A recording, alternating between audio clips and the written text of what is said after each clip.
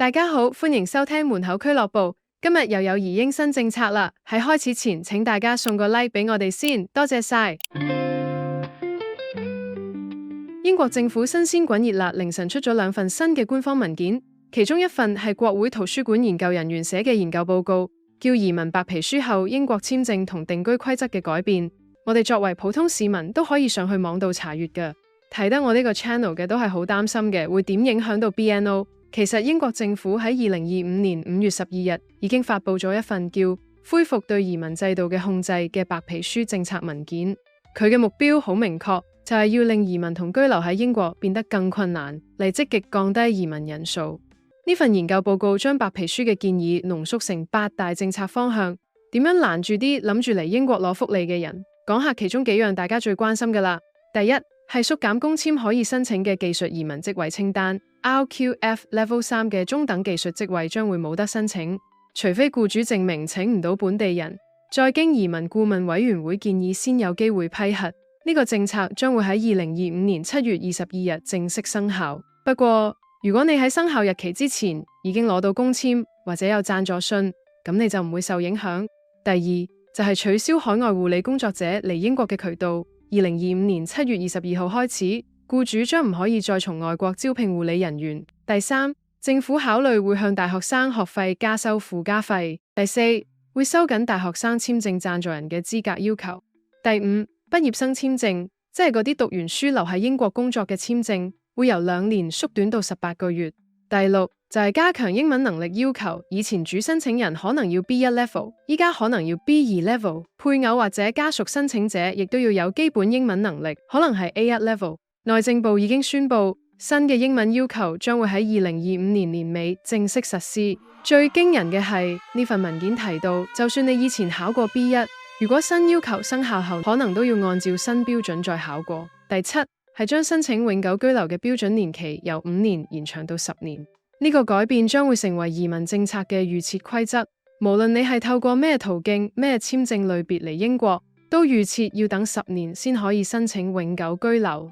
即係就算你係天王都要等10年，呢個比喻嚟嘅啫。天王可能唔使等，個系統預設就係10年先有得申請，除非有特別豁免。第八就係放寬對高技術移民嘅簽證要求，好似環球人才簽證或者高潛力個人簽證。講到最關鍵嘅係，上述大部分嘅改革，其實只要修改移民規則就可以即時生效，唔需要經過國會立法或者法定文件程序。換言之，就係冇辯論環節。政府可以好快咁推行，唯一可能需要立法嘅就係向大學生學費增加附加費。咁究竟呢啲咁嘅政策更改會唔會有追溯期呢？會唔會影響埋依家已經喺英國正等待緊永久居留資格嘅人呢？呢個係我哋最花生嘅問題。講錯，更正，應該係最關心嘅問題先啱。呢份新文件另外有一個幾令人擔心嘅回覆㗎，佢嘅技術附件暗示，因為獲得永久居留嘅期限可能被延長。預計依家已經有啲喺英國嘅人會選擇離開，我諗呢個就係英國政府嘅如意算盤。佢暗示佢有希望將呢個規則適用於現有移民人口，即係話5年變10年呢樣嘢，好大機會係有追溯期，亦都係眼鏡男最怕嗰件事終於發生咗啦。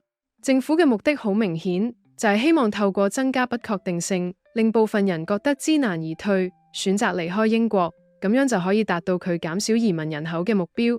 等於講到出口，你已經被用完啦，唔該你乖乖返屋企啦。但係都歡迎下次再次光臨。但係都有個好消息㗎，有部分人可以提早申請永久居留，因為政府同時會推出一個叫累積貢獻制嘅新制度。如果某啲移民對英國經濟同社會有實質貢獻，就有機會喺10年之內申請永久居留權。但係貢獻點樣計算，同埋可以縮短幾多年，具體細節都仲未公布。我諗所謂對英國有貢獻，即係有交稅，又或者係佢哋一啲好缺乏嘅人才。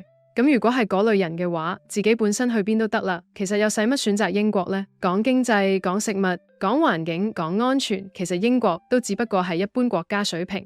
極其量係小朋友讀書可能會比較好啲，但都係要睇下邊區度讀。但就算點好，始終都會有歧視。呢個要講翻少少，我哋細個嗰陣時喺學校裏面都有一個印度人。雖然我哋唔會去歧視佢，但係如果話俾你聽，佢完全冇俾人歧視，簡直係冇可能。淨係啲同學開口埋口叫佢叉仔呢啲，已經係國籍歧視啦。不過呢，如果叫鬼佬就係唔係歧視啦，係讚美。至於 BNO 港人會唔會受到呢個5年變10年嘅影響呢？呢份研究文件特別提到咗 BNO 簽證持有人。而家根據移民同公務事務部長嘅回覆，佢哋話今年稍後會就累積貢獻制進行諮詢，屆時會說明呢個制度點樣運作，包括適用於邊啲簽證路徑，邊啲人會包括，邊啲人會排除。呢個係唯一官方嘅答案，所以無論你之前聽過任何議員或者公職人員嘅回覆，都唔能夠作準，只有諮詢期開始後嘅官方公佈先至為準。即係話之前佢哋開心咗一陣嗰封信，大家可以忘記佢啦，當冇事發生。唔該晒。想講一講點解政府可以唔使修訂入籍法例就延長居留期呢？其實申領入籍嘅居住條件係喺1981年英國國籍法裏面規定嘅。呢個法例只係要求申請人喺過去5年內住喺英國，並且已經獲得永久居留權同持有滿12個月。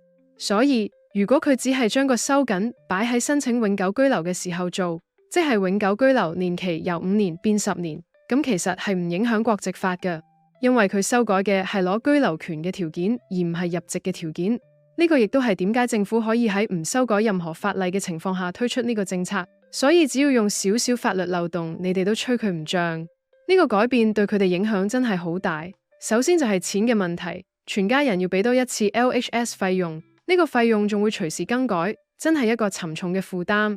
如果你有仔女要讀大學，學費係一個非常大嘅考慮。如果因為簽證期延長，小朋友由可以俾本地學費9000幾鎊，變成要俾海外學生，學費可能20幾30萬港元，好多家庭根本負擔唔起，尤其係有2-3個小朋友嘅家庭。呢個對本身諗住過去英國攞呢個讀書着數嘅，真係一個極大嘅打擊。為情都有一個朋友，本身佢喺香港住好好地，又跟啲朋友飛咗過去英國，佢都係諗住有着數，可以俾個女去英國讀書。佢去之前我都有同佢講過話，人哋唔會咁容易就俾你留低攞着數㗎，佢就死都唔信。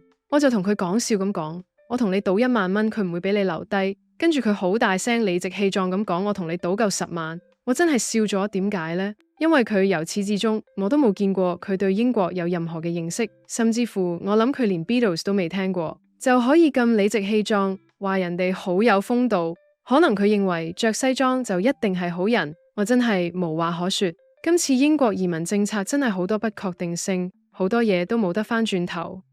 至於會唔會有追溯期，會唔會影響所有已經申請 BNO 簽證嘅人，呢個係最大嘅未知數，亦都係佢哋最驚嘅一環。預計今年年尾之前應該會有比較詳盡嘅資料，希望呢件事可以圓滿解決啦。咁到時我都可以功成身退，唔需要再講 BNO 話題啦。中國人有句說話，一子錯滿盤皆落索，特別係對於有小朋友嘅家庭嚟講，去到英國諗住有一個好生活，點知所有嘢都唔似預期。喺香港可能佢會覺得好多嘢都唔能夠講，所以就飛去一個異地幻想有一個好啲嘅生活。但始終幻想歸幻想，到最終都要回歸現實。如果真係呢件事發生，就當買一個教訓自己，好好學識去望客，去感受客呢個真嘅世界。好似早2日睇到特朗普有個電視訪問，有記者問佢，中國呢個咁壞嘅國家，你點樣同佢商談？同埋佢哋成日用網絡攻擊我哋嘅國家，你會點應對？特朗普真係語出驚人，佢話你估我哋國家冇去攻擊過人哋咩？你唔係咁天真啊嘛？跟住個記者問，呢個世界真係咁嘅咩？特朗普講呢個世界本身就係咁樣運作。個記者當堂呆咗。我相信做得記者讀書都唔少，但係有時讀書嘅多少同你對世界嘅認知真係可以係兩碼子嘅事。我都有一個朋友，佢係一個網絡安全嘅專家，話其實大家都有攻擊大家，每日每分每刻都不停有國與國嘅網絡攻擊，冇分任何嘅國家多少。好，大家對今日個內容有咩睇法呢？可以留言俾我哋。多謝收睇門口俱樂部，我係慧晴，下集見，拜拜。